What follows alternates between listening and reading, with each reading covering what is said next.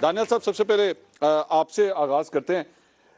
یہ جو مہنگائی آ گئی ہے اور آنے جا رہی ہے، عمران خان صاحب کو آپ لوگوں نے ایک فیول نہیں دے دیا جس سے ایکچولی اب لوگوں میں اور بھی زیادہ سینٹیمنٹ پھیلے گا آپ لوگوں کے خلاف؟ اس میں کوئی شک جی نہیں جی کہ پاکستان بہت مشکل حالات میں سے گزرا ہے، اور یہ میں آپ کو بتانا چاہتا ہوں. اور ان اکنامکس کے کوئی بھی 10ویں کی اگر آپ میٹرک کی کتاب اٹھا کے دیکھ لیں تو اس میں آپ کو پتہ چلے گا کہ انفلیشن جو ہے یہ ایک فنومنا ہے جو ایک ساتھ آتا ہے. یعنی یہ جو اقدامات دیے جاتے ہیں اس کے 8-9 ماہ 12 ماہ بعد یہ رونما ہونا شروع ہوتا ہے. ٹھیک ہے. تو یہ جو آپ کو انفلیشن نظر آ رہی ہے یہ ایسے نہیں ہے کہ ہم نے 2 مہینے میں اس کو کریٹ کر دی ہے. یہ میرے پاس ابھی بھی پروگرام ہے جو میں آج سے 1.5-2 سال پہلے کر رہا تھا، کہ میں بتا رہا تھا کہ جو پالیسیز گورنمنٹ کر رہی ہے اس میں سے انہوں نے پٹاخہ نکال دینا ہے مہنگائی کا، اور وہ دن سامنے آ گیا.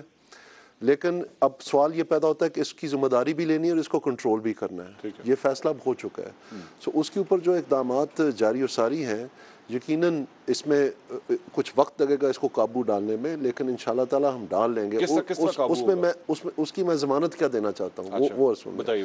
پاکستان مسلم لیگ نون کی 3 مرتبہ حکومت رہی ہے پاکستان کی تاریخ میں، اور وہ کوئی اچھے حالات میں نہیں رہی ہے کہ بڑی روزی اکانومی مل گئی اور اس حالات میں ہم نے تمام 3 دفعہ اس میں پاکستان میں جو لوئسٹ مہنگائی کی شرح رہی ہے وہ پاکستان مسلم لیگ نون کی رہی ہے. ٹھیک ہے. تمام جماعتوں کا مقابلہ آپ کر لیں، معائنہ آپ کر لیں. ٹھیک. سو اس لیے میں کہتا ہوں کہ ہمارا ٹریک ریکارڈ یہ ہے کہ یہ کام ہمیں کرنا آتا ہے اور انشاءاللہ ہم کر دکھائیں گے. اس میں قرضے لیتے رہے ہیں سر آپ؟ نہیں، آپ پچھلی حکومتوں میں بھی بالکل قرضے لیے تھے. قرضے لینا کوئی گناہ نہیں ہے. اچھا. حتیٰ کہ اس کے ساتھ آپ کوئی ترقی یافتہ طرف اپنا جو ہے نا سمت بنائی ہو. تو اگر آپ نے قرضے لیے تھے لوڈ شیڈنگ ختم کرنے کے لیے پچھلی نون لیگ کی حکومت میں، تو وہ کر دکھایا.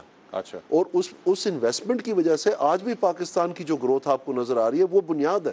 اچھا. اگر وہ نہ ہوا ہوتا، جیسے کہ ابھی 3.5 سال میں 1 میگا واٹ نہیں لگا، تو آپ دیکھ رہے ہیں گرمی آ گئی ہے کیا صورتحال ہے. اچھا. یعنی تواتر کے ساتھ یہ کام لیکن آپ نے ابھی تھوڑی دیر پہلے فرمایا 8 سے 9 مہینے بھی لگیں گے آپ کو اس میں. میں نے 8 سے 9 مہینے نہیں کہا. میں نے آپ سے یہ کہا ہے کہ جب اقدامات لیے جاتے ہیں اور وہ جو انفلیشنری ہوتے ہیں ان کو رونما ہوتے ہوئے 8-9 مہینے لگتے ہیں. اب آپ کو کتنی دیر لگے گی سنبھالنے میں؟ یہی میں عرض کر رہا ہوں. اس میں سب سے بڑی بات میں آپ کو بتانا چاہتا ہوں جو آپ کی عوام کو بھی نہیں پتا ہے، اور افسوس کی بات ہے یہ مہنگائی جو ہے یہ ہوتی نہیں ہے، یہ کی جاتی ہے.